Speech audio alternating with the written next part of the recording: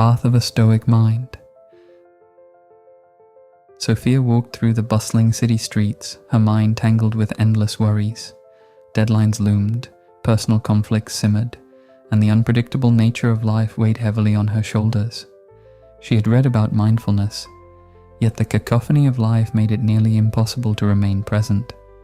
That was until she discovered a different approach, one rooted in ancient wisdom.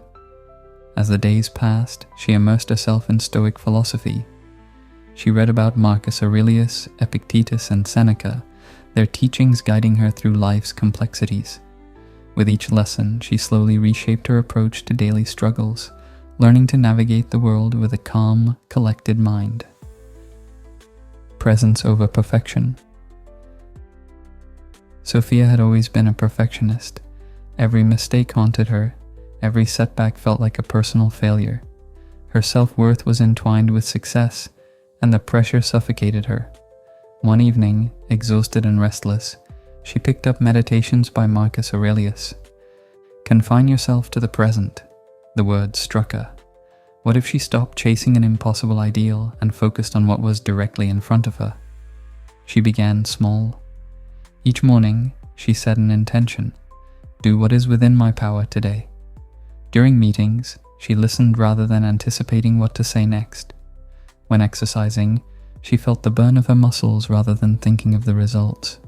Slowly, she realized how much life she had been missing in the pursuit of perfection. One afternoon, as she worked on a report, she noticed her inner critic creeping in. Instead of pushing herself to exhaustion, she took a deep breath and reminded herself, progress, not perfection.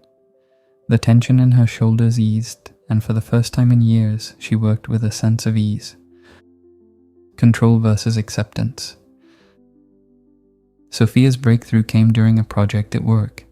She had poured her heart into it, but unforeseen circumstances forced major revisions. Frustration surged. How unfair was it that effort didn't guarantee success? But then she remembered Epictetus. Some things are up to us, and some things are not. Instead of resisting, she listed 2 columns on a notepad: what I can control and what I must accept. Her effort and attitude within her control. Office politics and market fluctuations, not. She adapted, redirected her energy, and let go of what she couldn't change. It was liberating. The weight of unrealistic expectations lifted, and she moved forward with clarity. Days later, a coworker complained about office restructuring. Instead of engaging in the frustration, Sophia reminded herself, I can control my effort, not the decisions made above me. This shift in perspective not only kept her stress levels in check, but also allowed her to focus on her work without unnecessary distress. Inner peace in chaos. Sophia faced an unexpected challenge, a cancelled flight that left her stranded in an unfamiliar city. Tension simmered in the crowded airport, impatience, complaints, and stress in every direction. But as she observed, she saw something striking.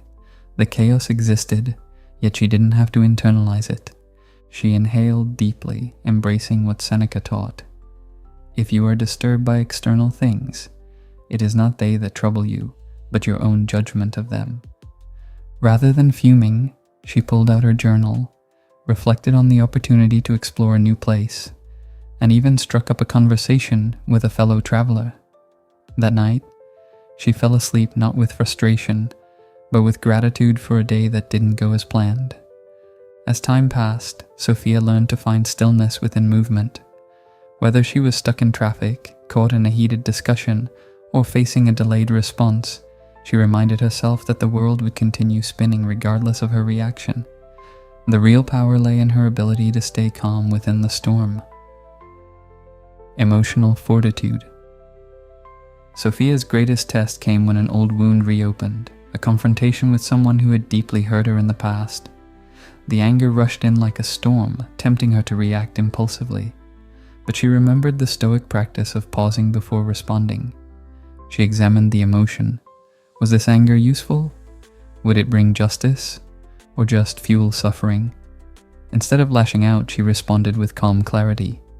To her surprise, the conversation shifted. The person before her softened and an unexpected resolution emerged. Anger, fear, and sadness were no longer enemies, but messengers. She had the power to choose her response. Later that week, another challenge emerged, an unjust critique from a superior. Rather than dwelling on resentment, Sophia examined the feedback objectively, extracted the useful parts, and discarded the rest. This resilience, she realized, was a muscle that grew stronger each time she exercised it. The art of letting go. Life was a series of changes, some invited, some forced upon her. A dear friend moved abroad, an opportunity vanished, and moments she once cherished became memories. The instinct to cling was strong, yet as she walked through the autumn leaves, she embraced impermanence.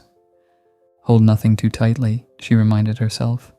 Like nature, life shifted, and resisting it only brought suffering. Instead of mourning what was lost, she celebrated what had been. Every ending was a new beginning. On a crisp morning, Sophia stood at a coffee shop window, watching people rush by. She thought about the ever-changing nature of life, of friendships, of seasons. There was no point in resisting what was inevitable. She took a slow sip of her coffee, relishing the moment, fully present in its fleeting beauty. Sophia's life didn't become perfect, but it became lighter. She met challenges with resilience, made peace with uncertainty, and found tranquility in the present.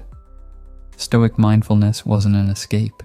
It was a path to true freedom. Her journey was ongoing, and though obstacles would arise, she knew she had the tools to face them.